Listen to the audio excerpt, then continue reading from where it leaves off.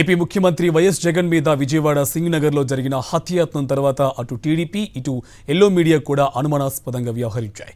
సహజంగా ఏదైనా దాడి జరిగినప్పుడు ఎంతటి శత్రువైనా బాధితుడిపై సానుభూతి చూపిస్తారు.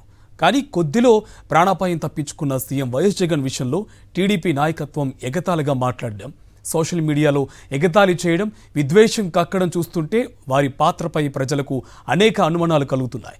పైశాచికంగా ప్రవర్తిస్తున్న టీడీపీ ఎల్లో మీడియాపై కేఎస్ఆర్ విశ్లేషణ చూద్దాం. ముఖ్యమంత్రి వైఎస్ జగన్పై విజయవాడలో హత్యాయత్నం జరిగినప్పుడు తెలుగుదేశం స్పందన, ఈనాడు, ఆంధ్రజ్యోతి వంటి ఎల్లో మీడియా పిచ్చిరాతలు, నిందితులను పోలీసులు ట్రేస్ చేయడంతో టీడీపీ కానీ వారి మీడియా కానీ మాటలు మార్చిన వైనం, వీటన్నిటినీ చూస్తే ఖచ్చితంగా ఇందులో ఏదో పెద్ద కుట్రే ఉందన్న అనుమానం వస్తుంది. ఇలాంటి ఘటనలు జరిగినప్పుడు అంతా ఒక మాట మీద ఉండాలి. ప్రజాస్వామ్యంలో ఇలా నాయకుల మీద దాడులు చేసేవారిని, హత్యాయత్నం చేసేవారిని ప్రోత్సహించే విధంగా ఎవరూ మాట్లాడకూడదు. నిందితులకు మద్దతుగా సానుభూతి వచనాలు చెప్పడానికి యత్నించకూడదు.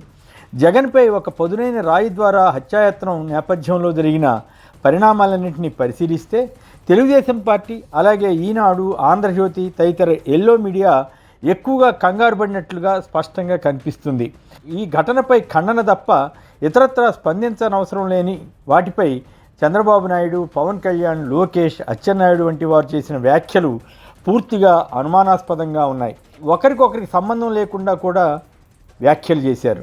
చంద్రబాబు నాయుడు అయితే మొదట ఖండించి ఆ తర్వాత నాటకం అంటూ మాట్లాడడం మొదలుపెట్టారు.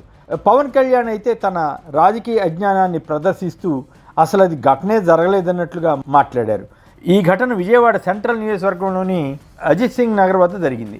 ఇక్కడ కీలకమైన టీడీపీ నేత బోండా ఉమామహేశ్వరరావు మాట్లాడిన తీరు ఆశ్చర్యం కలిగిస్తుంది. తొలుత ఈ దాడి విజయవాడ ఎంపీ కేశినేని నాని, మాజీ మంత్రి వెల్లంపల్లి శ్రీనివాస్, ముఖ్యమంత్రి జగన్లు కలిసి ఆడిన డ్రామా అన్నట్లుగా ఆయన వ్యాఖ్యానించారు. ఆ తర్వాత అనుమానితులను, నిందితులను పట్టుకోవడానికి జరుగుతున్న ప్రయత్నాలు సఫలమవుతున్నాయన్న సమాచారం రాగానే మాట మార్చి అదేదో కావాలని చేసింది కాకపోవచ్చు అన్నట్లుగా మాట్లాడారు. ఆ తర్వాత నిందితుడు అన్నా క్యాంటీన్ ఎత్తివేశారనే కోపంతో తన తల్లికి రోడ్ షోకి వచ్చినందుకు ఇస్తానన్న 200-250 రూపాయలు ఇవ్వలేదన్న కోపంతోనో రాయి విసిరి ఉండవచ్చని అర్థం పర్థం లేని వ్యాఖ్యలు చేశారు. అక్కడితో ఆగలేదు. ఈ కేసులో కనుక తనను ఇరికించాలని చూస్తే జూన్ 4 తర్వాత ఆ పోలీసుల సంగతి చూస్తానని బెదిరించారు. ఇది అచ్చం చంద్రబాబు, లోకేష్ల నుంచి తర్ఫీదు పొంది మాట్లాడినట్లే అనిపిస్తుంది. వారు రాష్ట్రంలో ఎక్కడ పర్యటించినా అధికారులను, ముఖ్యంగా పోలీసులను బెదిరించడం, బ్లాక్మెయిల్ చేయడం ఒక అలవాటుగా చేసుకున్నారు. ముఖ్యమంత్రిపై జరిగిన హత్యాయత్నం ఘటనలో పోలీసులు కొందరిని అదుపులోకి తీసుకున్న వెంటనే టీడీపీ స్వరం మార్చి బీసీ వర్గానికి చెందిన వారిని కేసులో పెడతారా అని ప్రశ్నించడం ఆరంభించారు. ఏపీ టీడీపీ అధ్యక్షుడు అచ్చెన్నాయుడు నేరుగానే ఆ విమర్శ చేశారు.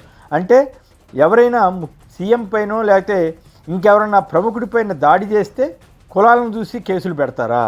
ఏమైనా తెలివి ఉండి చేసే వ్యాఖ్యలేనా ఇవి? చంద్రబాబు అయితే ఈ కేసులో బోండా ఉమాను ఇరికించాలని చూస్తున్నారని ఆరోపించారట. అసలు కేసు దర్యాప్తే ఒక దశకు రాకుండానే చంద్రబాబుకు ఈ సమాచారం ఎవరిచ్చారు? అంటే ఈ హత్యాయత్నం ఎలా జరిగింది, అందులో ఎవరు ఉన్నారు, దీనికి సంబంధించిన వారెవరో వారికి ముందే తెలుసని అనుకోవాలన్నమాట. పోలీస్ రిమాండ్ రిపోర్ట్లో వేముల సతీష్ అనే వ్యక్తి పదునైన రాయి విసిరితే అందుకు ప్రేరేపించింది మరో వ్యక్తి అని తెలిపారు. ఆ వ్యక్తి ఎవరన్నది ఇంకా తెలపలేదు.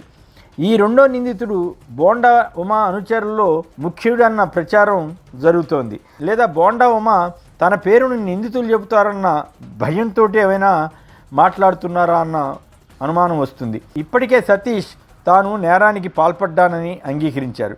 ఆ తర్వాత అందులో ఎవరు ప్రోద్బలం చేసింది కూడా చెప్పి ఉంటాడు. తీగలాగితే డొంక కదులుతుందన్న భయం వీరికి పట్టుకుంది. దాంతో వెంటనే పోలీసులను విమర్శించడం ఆరంభించారు. అందుకు ఈనాడు, జ్యోతి వంటి అనైతిక మీడియాను వాడుకుంటున్నారు. ఒక ముఖ్యమంత్రిపై అంత దాడి జరిగితే సానుభూతి చూపకపోతే మానే ఏకంగా నిందితులకు మద్దతు ఇచ్చేలా టీడీపీ నేతలు, ఎల్లో మీడియా వారు మాట్లాడుతున్నారు. నిజానికి టీడీపీలో ఎవరికీ సంబంధం లేకపోతే అసలు ఈ అంశం గురించి వారు ప్రస్తావించవలసిన అవసరమే లేదు. కానీ అందుకు భిన్నంగా అతిగా వ్యవహరించి టీడీపీ వారు ఆత్మరక్షణలో పడ్డారనిపిస్తుంది.